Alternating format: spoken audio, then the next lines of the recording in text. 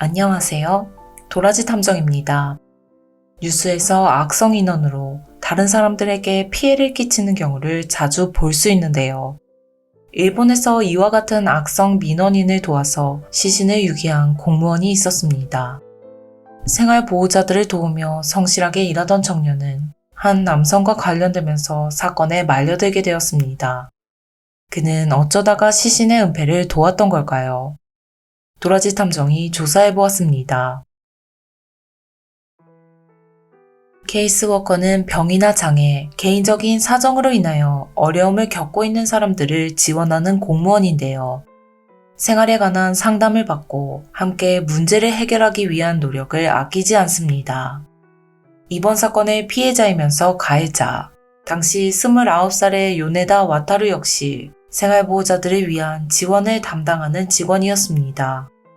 그는 2015년부터 교토부에서 케이스워커로 근무를 하면서 생활보호 대상자들을 관리하는 일을 담당해왔죠. 사건 당시에는 101명을 담당하고 있던 것으로 알려졌습니다.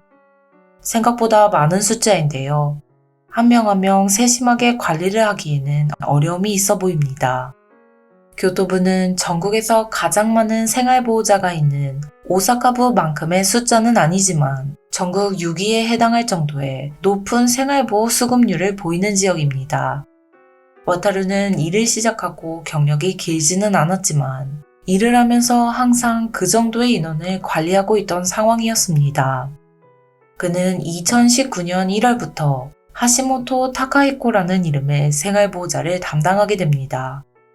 당시 56살의 타카히코는 신장 165cm, 55kg의 비교적 마른 체형을 가진 남성이었습니다. 일견 평범한 중년 남성으로 보이는 그는 와타루가 담당하는 수많은 생활보호자들 중 한 명일 뿐이었지만 인생을 크게 바꾸어버리는 발단이 됩니다. 사건은 이렇습니다. 타카히코는 자신을 담당해주는 케이스워커 와타루를 알게 되면서 그를 위협하기 시작했습니다. 흔히들 생각하기에 취약한 입장에 처해 있는 생활보호자. 그런 생활보호자에게 협박을 받아서 주종관계에 처해 있었다는 것이 언뜻 이해가 가지 않는데요. 실상을 들어보면 심각합니다. 그는 매일같이 시약쇼에 전화를 걸어서 와타루를 바꾸게 하고서는 생활보호비가 적다며 난폭한 언어를 일삼았습니다. 타카히코의 이러한 행동은 매일 작성해야 하는 케이스 기록일지에도 남아있었죠. 빈번히 걸려오는 전화 중에는 2시간을 넘는 통화 내역도 있었습니다. 정도가 심하기는 하지만 주변에서 있을 법한 일인데요. 전화뿐만이었다면 그나마 나은 일입니다. 타카히코의 과도한 요구가 점점 더 심해진 결과 물건을 사러 나가고 싶으니 공용차를 태워달라, 스마트폰 설정을 해달라와 같은 명백하게 케이스워커의 업무 범위를 넘어서는 명령까지 지시했습니다. 동시에 금전적으로도 100만엔을 협박하여 받아낸 것으로 알려졌습니다. 정상적이지 않은 타카히코의 횡포.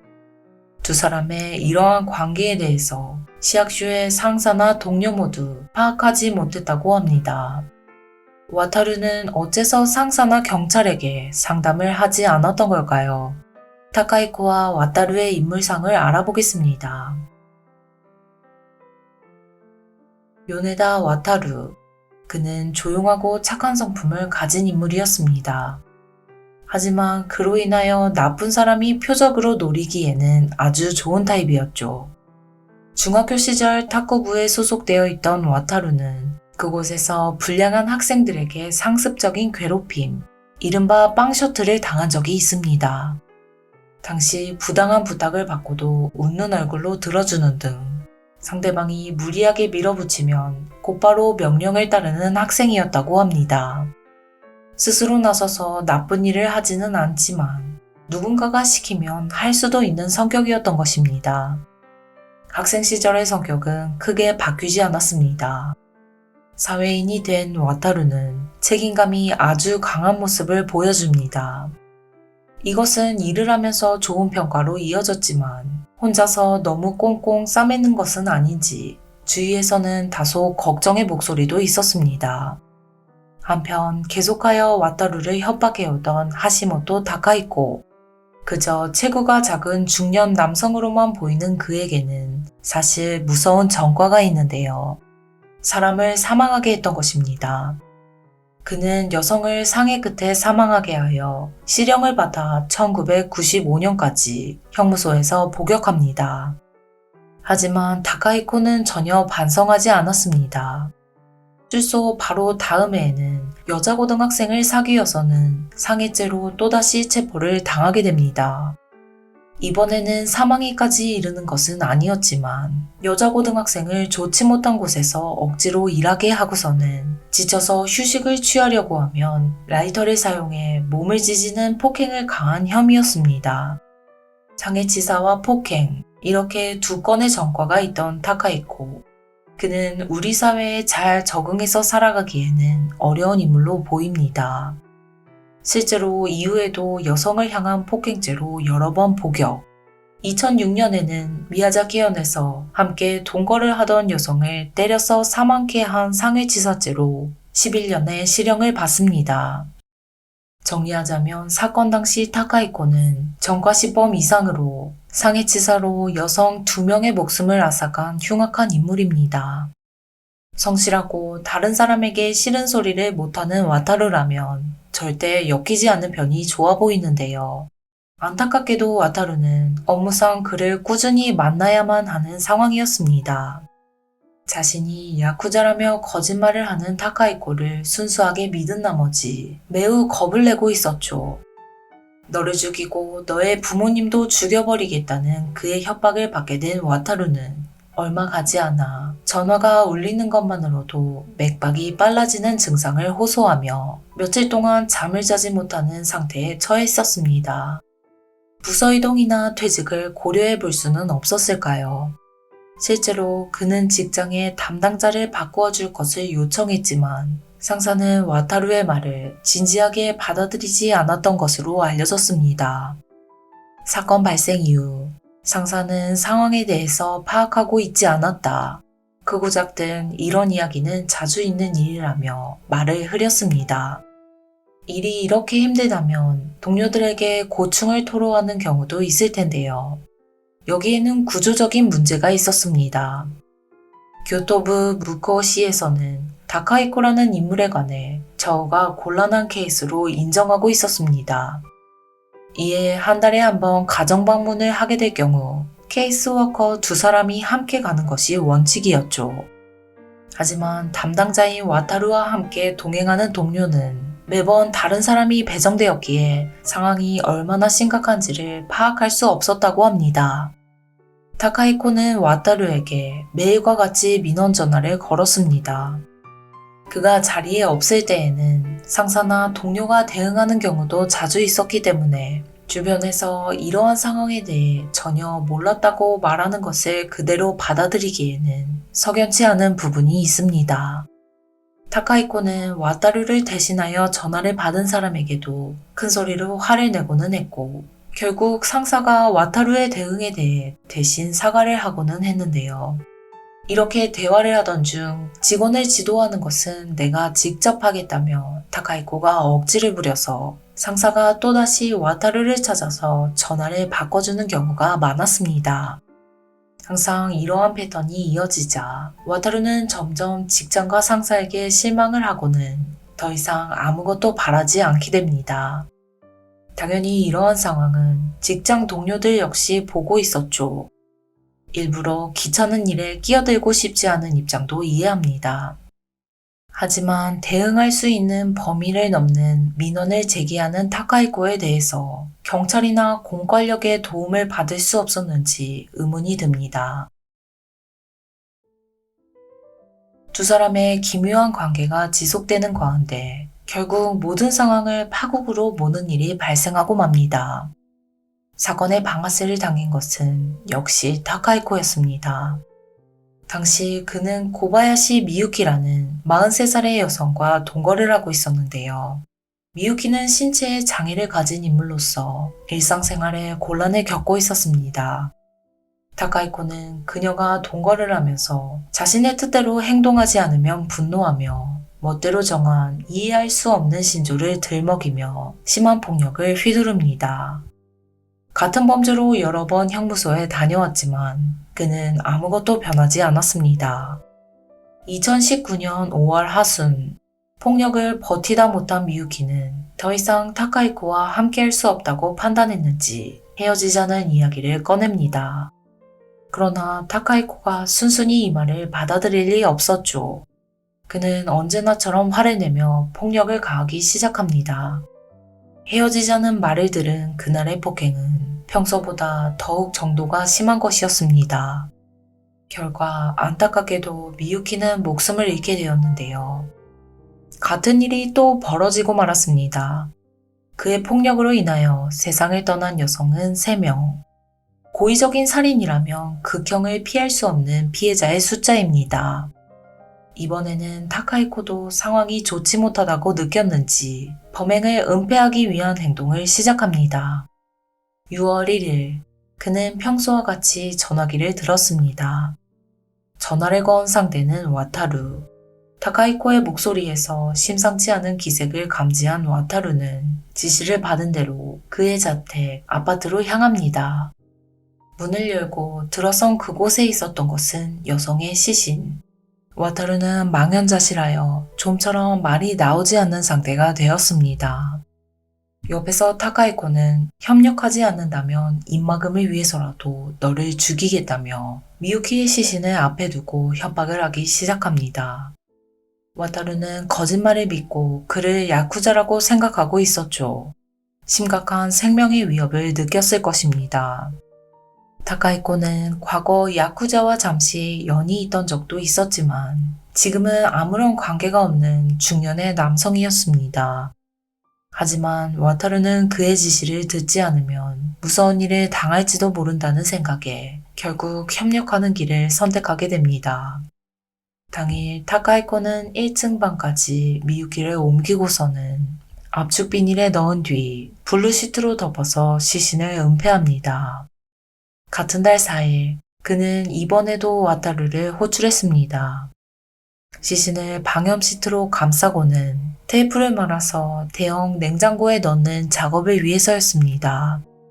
이때 현장에는 타카이코와 와타루 외에도 즈코시 유키오라는 남성이 있었는데요. 그 역시 타카이코의 지시를 받아 시신의 은폐를 돕습니다. 유키오에 관해서는 뒷부분에서 더 설명드리겠습니다. 두 사람 모두 계속 타카이코와 함께 있었던 것도 아니고 경찰에 신고를 하려면 할 수 있었을 것처럼 보입니다. 이에 그들 역시 공범이 아니냐는 의혹의 목소리 역시 존재했습니다. 와타루는 여기서 더 깊이 협력을 하게 됩니다. 타카이코는 생활보호자로 자신의 명의로는 부동산을 계약할 수는 없는 입장이었죠. 이에 와타루에게 대신 아파트를 계약할 것을 명령하는데요. 같은 달 5일, 그는 지시대로 자신의 명의로 아파트를 계약하고서는 업자를 불러서 시신을 그곳에 운반합니다. 하지만 이곳 역시 최종적 은폐 장소가 아니었습니다. 11일에는 미유키의 시신을 또 한 번 이동시키죠. 이번에 고른 장소는 앞서 계약한 아파트의 주차장으로 타카이코와 와타루 두 사람은 방에 있던 시신을 주차장까지 함께 옮깁니다. 많은 사람들이 지나다니는 주차장을 고른 그들. 당연하게도 조잡한 범행은 금방 세상에 밝혀지게 되었습니다. 6월 여름 날씨에 수위가 방치된 시신에서는 주변 가정에서도 모두 알 수 있을 정도로 심한 냄새가 나기 시작했던 것입니다. 신고를 받은 경찰이 현장에 출동해 시신을 발견하고 이후 수사에서 신원을 특정하면서 재빠르게 타카이코를 체포할 수 있었습니다. 처음에 그는 모르는 일이라며 발뺌했지만 결국 때리니까 죽어버렸다며 자신의 죄를 인정합니다. 한편 함께 체포된 와타루는 더 이상 협박을 당하거나 목숨을 위협받는 일도 없어서 안심이다라며 자신의 심정을 전했습니다. 이번 사건에서 재판대에 선 것은 냉장고에 시신을 넣을 때 같이 도왔던 즈코시 유키오를 포함한 3명입니다. 당시 52살의 유키오는 교토시에 사는 생활보호 수급자로 그 역시 와타루와 같이 타카히코와는 주종관계에 있었습니다. 명령을 들을 수밖에 없던 상황이었다는 것인데요. 유키오는 다른 2명보다 먼저 기소되어 재판이 이루어집니다. 재판에서는 타카히코가 그에게 과도하게 민폐를 끼치고 있던 것이 밝혀졌습니다. 일주일에 이틀에서 사흘, 타카히코는 미유키를 데리고 유키오의 자택을 방문해서는 목욕을 하거나 세탁기를 사용하는 등 마치 자신의 것처럼 집을 사용하고 있었죠. 타카히코의 만행으로 인하여 고통을 받고 있던 것은 와타루뿐만이 아니었던 것입니다. 그는 유키오에게도 역시 자신이 코도카이 소속 야쿠자라고 사칭하며 명령에 불복하면 죽이겠다, 너의 형제도 죽이겠다는 말로 협박을 하고 있었습니다. 정말 악질적인 인물입니다. 와타루처럼 아파트의 명의를 제공하지 않았던 유키오는 어느 정도 정상 참작의 여지도 보이는데요. 재판에서 이러한 사실은 인정되었지만 그에게도 책임이 있다는 이유로 징역 1년, 집행유예 3년이 선고됩니다. 한편 흉악하게도 과거와 같은 범죄를 저지른 타카히코는 범행 양상이 위험하고 악질적이라며 징역 14년이 선고되었습니다. 이제까지 죄 없는 여성 3명을 폭행하여 사망에 이르게 했는데도 14년이라니 형량이 낮다는 생각이 들지만 살인이 아니라 상해치사가 인정된 결과입니다. 마지막으로 와타루의 재판을 둘러싸고는 다소 분쟁이 있었습니다. 공판에서 변호인 측은 공포심과 강한 종속관계로 인하여 사건 당시 정상적인 판단이 불가능했다고 주장하죠. 나아가 직장 상사에게 상담할 수 있는 상황이 아니었다는 사실을 언급하며 와타루의 상황에 대해서 이해해 줄 것을 부탁합니다. 본인 역시도 자신이 한 행동을 인정하며 반성의 뜻을 밝히는데요. 이렇게 반년 가까이 이어진 재판에서는 다른 지자체의 케이스 워커들이 다수 몰려들었습니다. 와타루와 같이 상당히 곤란한 케이스의 생활보호자를 상대해 본 경험이 있는 그들에게는 이번 사건이 남의 일이 아니었던 것입니다. 지방재판소에 관대한 재판 결과를 내려줄 것을 요구하던 그들은 약 1만 건의 탄원서를 모았죠. 하지만 앞선 재판에서 함께 협박을 받았던 유키오가 무죄 석방이 아니었기 때문에 와타루에게만 관대한 판결을 내리기는 어려웠던 것으로 보입니다. 3월 25일 교토 지방재판소에서 열린 판결 공판에서 재판부는 비난을 피할 길이 없다며 와타루가 저지른 범행을 지적했습니다.